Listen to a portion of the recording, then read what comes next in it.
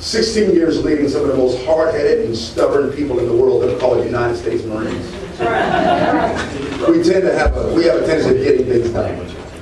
Not just leading Marines, but leading in business. I've been a business executive for 12, almost 13 years.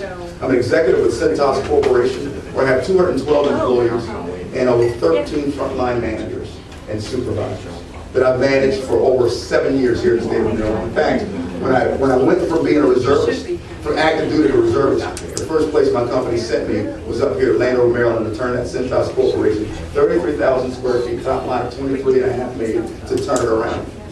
There were 340 out of 350 locations. And we brought it up to I guess, top 7, almost top 10% of Cintas locations nationwide.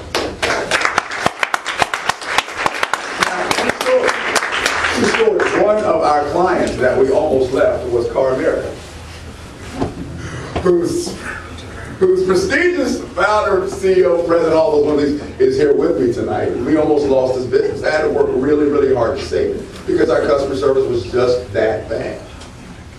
But we managed to get it turned around. On top of the business experience, on top of the military experience, I also have quite a bit of nonprofit experience, leadership experience. And then, of course, I have to get at least half of an attaboy for raising 4 teenage daughters. Yeah. 4 teenage daughters with a female cat in the house. Somebody's been praying for me, yes. You're going to invest in this campaign because you're getting a governor with leadership. You're getting a governor that understands his place in the world because his 4 daughters have taught him well that he is to remain humble at all times. And you're getting a governor that is an absolute, authentic Marine Corps officer who loves his family.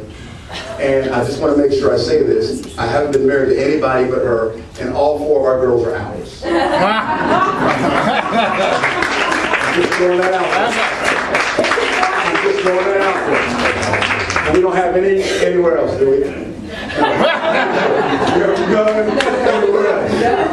I've been deployed a lot. I just don't know. Maybe sure, but I'm not anywhere else. So, and as a Marine that's stationed at the Pentagon, I have a TS-SCI clearance. The only reason I tell you that is because most of you all that have military background know that in order to get that type of clearance, they go back all the way to your 2nd and 3rd grade teacher. Yes. So there's nothing they can find on me. They can make some stuff up, but there's nothing they can find on me. I'm extremely boring. My idea of fun is playing candy poker with my 4 daughters so they can take all my candy poker. So to that end, this is the reason why we are where we are. This is my reason for waking up every morning outside those 4 girls. There was a time when I didn't appreciate her as much, Lori, because I had 4 daughters that loved me to pieces.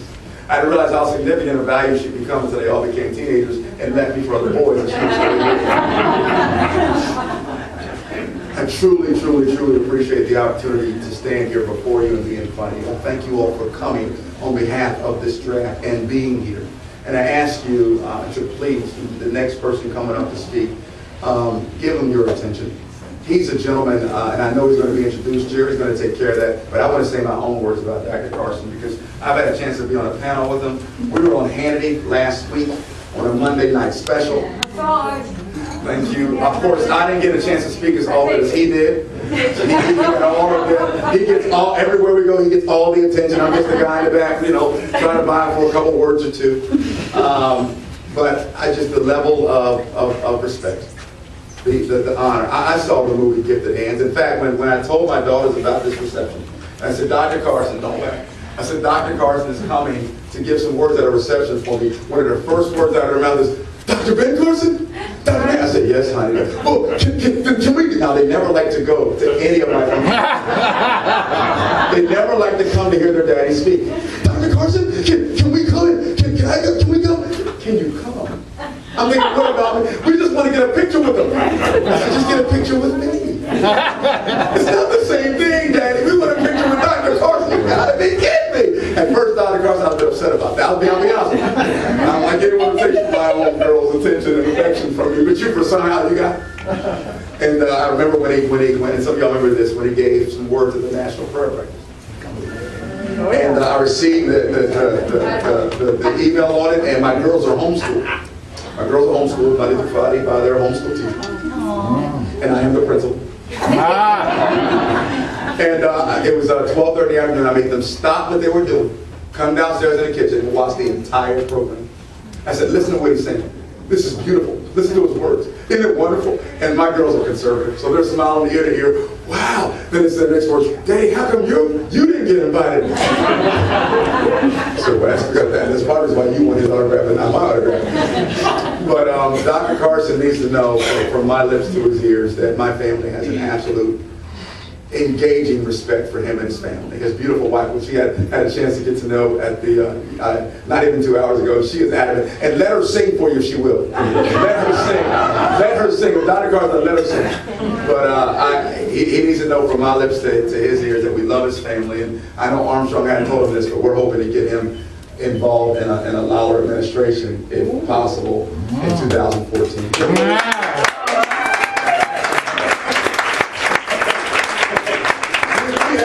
Dr. Carson, but only because of how much respect. In fact, I might even follow him if he decides to do it. But I love him to pieces. I mean that sincerely. And wait one, because somebody wants to introduce you and do a better job than I can. Thank you, sir, for being here.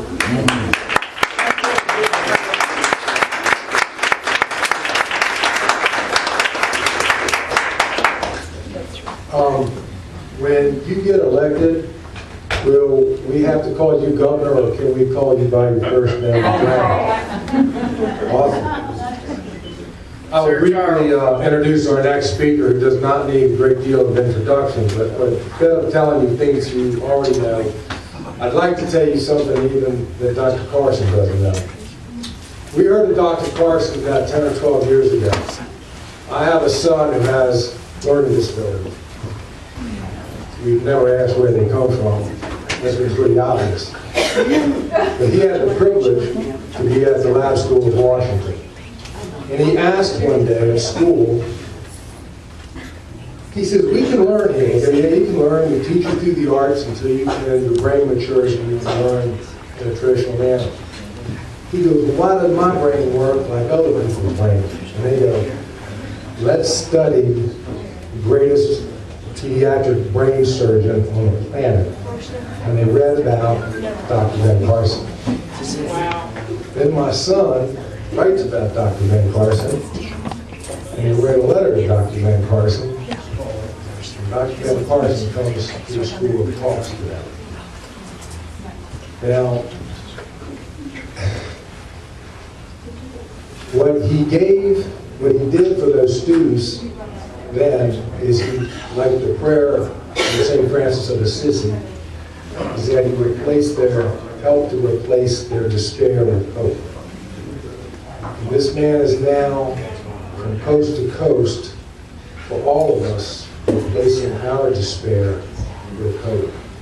That's an operation that the doctor has done not with his world-famous brain or hand-eye coordination, but with something that's even bigger than that, his heart.